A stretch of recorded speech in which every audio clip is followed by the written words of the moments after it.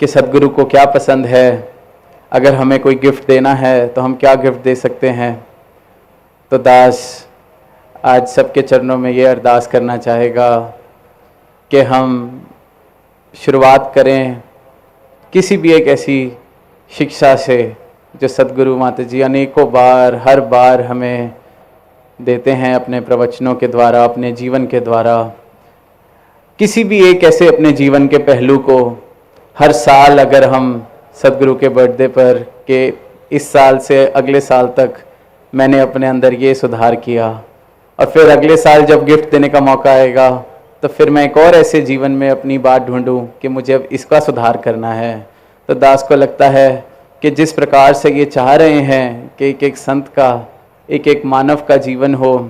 तो वैसा जीवन बनाने के लिए जो जो भी प्रयास मुझे करने हैं, मैं अगर हर साल ऐसे छोटे छोटे कदम उस राह पर बढ़ाता जाऊं, तो इससे सुंदर गिफ्ट जो दास को लगता है हम अपने सदगुरु को नहीं दे सकते। तो ऐसा प्रयास हर एक संत ने करना है कि जहाँ ये खुशी तो हम प्रकट कर रहे हैं, हृदय के भाव भी प्रकट कर रहे हैं, पर साथ साथ अगर सदगुरु को हम सदगुरु की तरह जीवन में स्थान देते हैं तो फिर सदगुरु का एक एक वचन, उससे ऊपर गुरसिक के लिए कुछ नहीं। सदगुरु का एक एक आदेश, उपदेश, इशारा, उससे ऊपर गुरसिक के लिए कुछ नहीं।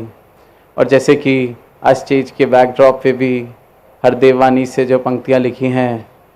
कि कहे हरदेव झूठ से बचकर सत्य सदा अपनाना है। तो ये किस झूठ की बात की जा रही है? क्या जो हम अपनी बोली भाषा में कभी कभी झूठ बोल जाते हैं, उस झूठ की कि किसी को अगर लगता है हमने कुछ गलत किया है तो सामने वाले को ना पता चले तो झूठ बोल के निकल गए, क्या उस झूठ की बात की जा रही है? या फिर एक ऐसे झूठ की जिसको इंसान सच मान के बैठा हुआ है, सच मानकर ही अपना जीवन जीता जा रहा है, व्यतीत करता जा रहा है। कितनी आवाज़ चाहे उसको दी जाए कि ये झूठ को सच मानना मूर्खता से कम नहीं, पर फिर भी उस बात पर विश्वास नहीं कर पाता, क्योंकि इसी झूठ को उसने सत्य मान लिया है। और मज़े की बात यह है कि वो इस झूठ को सत्य मानने वाला अकेला नहीं, बहुत बड़ी तादाद में इंसानियत आज झूठ को ही सच मान के बैठी हुई है। तो इसलिए उसको भरोसा भी हो जाता है कि जब इतने सारे लोग वैसा ही जीवन जी रहे हैं जैसा मैं जी रहा हूँ, तो मैं गलती थोड़ी ना कर रहा हूँगा। ये जो कुछ लोग आ जाते हैं सच्चाई की बात करने के लिए, यही इन्हीं को कहीं से धोखा लगा है। पर फिर सदगुरु का परोपकार कि उन्होंने इस सच्चाई को ही भी के घर घर तक पहुंचा दिया। तो वो चंद जो लोग पहले सच्चाई की आवाज़ अगर लगता था दे रहे हैं, तो आज हम देख रहे हैं कि कितना बड़ा मानव परिवार यहाँ इस सत्य के प्राप्ति के बाद, अपने जीवन में परिवर्तन के बाद यहाँ जिस समागम में आए हैं। हमने अनेकों वक्ताओं को सुना, सब ने इसी सत्य की बात की, और वो इसलिए नहीं कहीं से उन्होंने किताब में उस सत्य के बारे में कुछ पढ़ा है, वो सत्य साक्षात जीवन में आया है।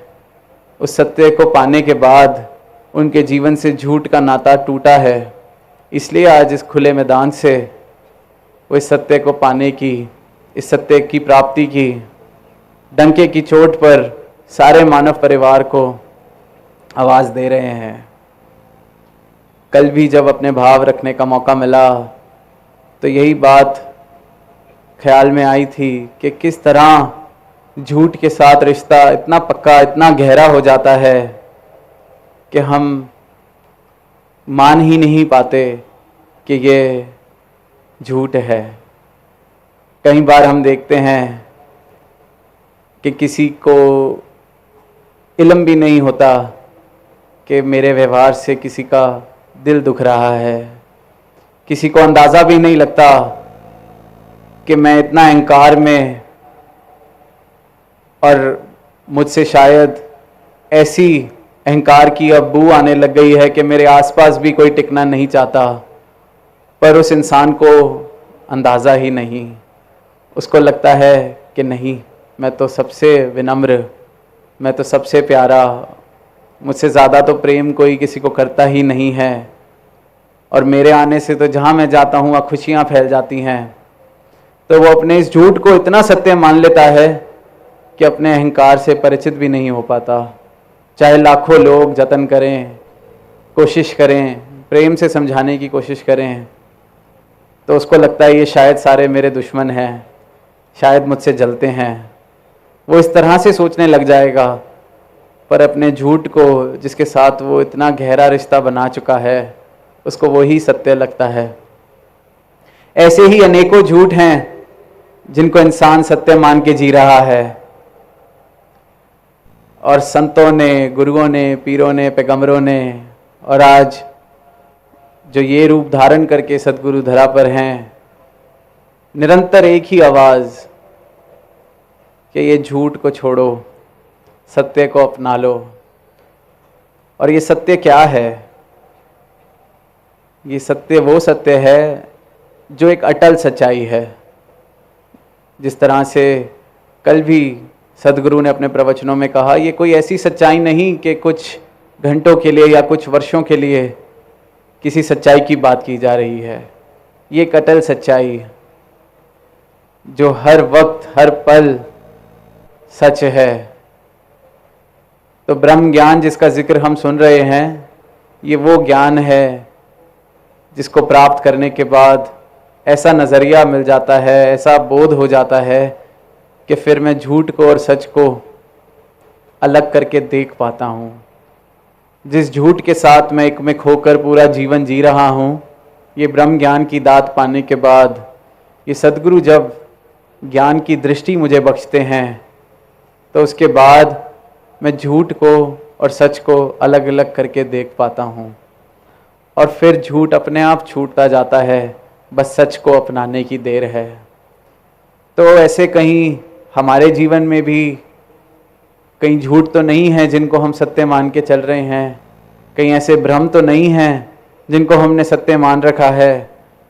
क्या अपने बारे में कोई ऐसी गलत फहमियाँ तो हमने नहीं बना ली हैं, या किसी और के बारे में? तो एक एक झूठ को जब जीवन से छोड़ते चले जाएंगे, सत्य को अपनाते चले जाएंगे, तो सिर्फ और सिर्फ सत्य ही जीवन में बच जाता है। और सिर्फ जब ये सत्य जीवन में बस जाता है, तो वो जीवन वाकई ही एक ब्रह्म ज्ञानी का जीवन कहलाया जाता है। किस प्रकार एक ऐसा ही झूठ है जो इंसान समझता है जब किसी की मदद करता है, कि किसी की काम आ जाता है, तो उसको लगता है कि मैंने बहुत किसी पर एहसान शायद कर दिया, या मैं कोई करने वाला हो गया। पर सच कि करता तो मैं हूँ ही नहीं। पर इस सच का बोध हो कैसे? वो सद्गुरु की कृपा से। बाबा हरदेव सिंह जी महाराज ने अपना पूरा जीवन मानवता को समर्पित किया कि ये झूठ को सच से मत मिलाओ, झूठ को सत्य मत समझो, सत्य को पाके एक सत्य वाला जीवन जिया जाए, एक ऐसा जीवन जिया जाए जो अपना तो कल्याण करता ही है, औरों का भी कल्याण कर जाता है। अक्सर बाबा जी ने कहा कि ये अगर सेवा की जा रही है, जिस तरह अभी हाल ही में प्रोजेक्ट अमृत में भी आप सब संतों ने बढ़ चढ़ कर योगदान दिया, जहाँ सफाई अभियान हुआ वाटर बॉडीज़ का, तो बाबा जी जब सेवा के लिए प्रेरित करते थे तो इसी रूप में कि ये किसी पर एहसान नहीं किया जा रहा, कि मिशन किसी पर एहसान नहीं कर रहा है, ये हमारा अपना परिवार है। और ये सिर्फ कहने की बात नहीं,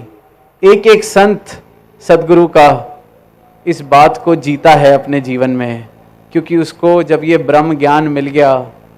उसको अपनी पहचान हो गई, तो फिर उसको ये समझ आ जाता है कि किसी को अलग तो समझा ही नहीं जा सकता, सब में मैं ही बसता हूँ, सब मेरे में ही बसते हैं, क्योंकि हम सब इस परमात्मा से निकली, एक पिता कस के हम बालक, हम एक ही हैं। ये तो लगभग ऐसा हुआ कि जैसे एक पेड़ की दो डालियां आपस में बात कर रही हैं और एक दूसरे से पूछती हैं कि अच्छा आप कहाँ से आए हैं, अच्छा आप क्या करते हैं, और फिर बात करते करते एक दूसरे से पूछ लेती हैं कि आजकल लोग पेड़ के बारे में बहुत बात करते हैं, तुम्हें पता है कि पेड़ किसको कहा जाता है? ये दो डालियां आपस में पूछ रही हैं कि पेड़ किसको कहा जाता है। और ब्रह्म ज्ञान ऐसी ही बातें जो इंसान दो डालियों की तरह करते हैं कि ये परमात्मा किसे कहा जाता है, जो एक दूसरे को अलग समझकर जीवन जिया जाता है, ये ब्रह्म ज्ञान इसी एक नादान से सवाल का बहुत ही सरल तरीके से समाधान कर देता है। तो जीवन इस प्रकार सत्य पर आधारित हो कि फिर झूठ की कोई उसमें गुंजाइश ना रह जाए। और साथ संगत, जब जब और जैसे जैसे सत्य जीवन में बसने लगता है तो झूठ को छोड़ने की जरूरत नहीं पड़ती, झूठ अपने आप ही छूटता रहता है। जिस तरह से अक्सर जब बच्चे छोटे होते हैं तो उनकी रुचि खिलौनों में, खेलकूद करते हैं, जिस तरह से कि छोटी गाड़ी, पहले जो छोटा सा ट्रक जो हाथ में जिसको पकड़कर वो इसको चलाते हैं ज़मीन पर फिर जैसे जैसे उम्र बढ़ने लगती है तो उसका मोह छूट जाता है। फिर नज़र चली जाती है कि अब तो मैं बड़ा हो रहा हूँ, फिर नज़र जाती है घर में जो बड़े असली गाड़ी चला रहे हैं, अब तो मुझे ये गाड़ी चलानी है। उनको कहना नहीं पड़ता कि अब इससे खेलना बंद करो, अब तुम्हारी गाड़ी चलाने की उम्र हो गई है, वो खुद ही कह देते हैं कि अब तो वो गाड़ी चलाएंगे। तो इसी प्रकार जब सत्य जीवन में बस जाता है, इसका बोध हो जाता है, सद्गुरु की कृपा इस तरह हम सब पर हो जाती है, तो फिर झूठ को छोड़ना नहीं पड़ता, झूठ छूटता चला जाता है। ये पूरे का पूरा जीवन सत्य पर आधारित हो जाता है और इसी को सच्चा धर्म, सही मायनों में धर्म कहा जाता है। और इसी धर्म को स्थापित करने आज सद्गुरु माता जी आप सबके बीच इसी धर्म की आवाज़ देने यहाँ विरार के इस मैदान में, तो यही अरदास कि जो अभी भी इस सत्य से वंचित हैं, बहुत ही सुनहरा मौका कि आज अपने आप को सत्य के साथ रूबरू कराया जा सकता है। और अगर आज उस रूप में वो इच्छा नहीं प्रकट हो रही तो एक अनुरोध कि ऐसा आत्मा मंथन करने की कोशिश की जाए, कि देखने की कोशिश की जाए अपने जीवन में कि मैंने कितने झूठ पाले हुए हैं। तो जीवन जब कितने झूठों के साथ चल रहा है, इस तरफ नज़र जाएगी तो सच को ढूंढने की इच्छा भी अपने आप प्रकट होने लगेगी। और सद्गुरु दयाल है, जिस दिन ये इच्छा प्रकट होगी उस दिन ये सत्य का बोध भी अपने किसी ब्रह्म ज्ञानी संत के द्वारा आपको करवाएंगे।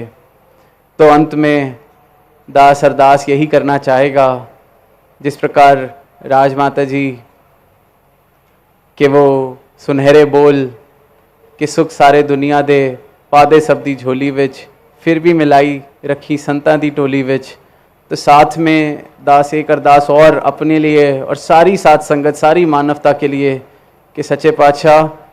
के सुख आप जी दें, सत्संग संगतों की टोली में भी आप जी हम सबको मिला के रखें। पर जिस तरह से आप चाह रहे हैं कि ये चेतनता और ये परमात्मा का एहसास भी जीवन में साथ साथ बना रहे, कि ये संतों का संग तो मिल रहा है, इस टोली का संग तो मिल रहा है, पर जीवन में अंग संग ये परमात्मा बसता है, अंग संग आप जी बसते हो, अंग संग आप जी जैसा जीवन चाहते हो वैसा जीवन बसे, वैसा जीवन बनता चला जाए। आपके हर एक संत का सारी मानवता के लिए दास अरदास करेगा कि आप जी कृपा करो कि सब जगह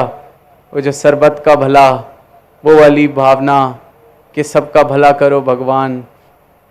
सबका हो कल्याण, ये आप जी ही कर सकते हैं और आप जी कर रहे हैं। इसी अरदास के साथ वाणी को विराम देगा साथ संगत जी प्यार से कहना।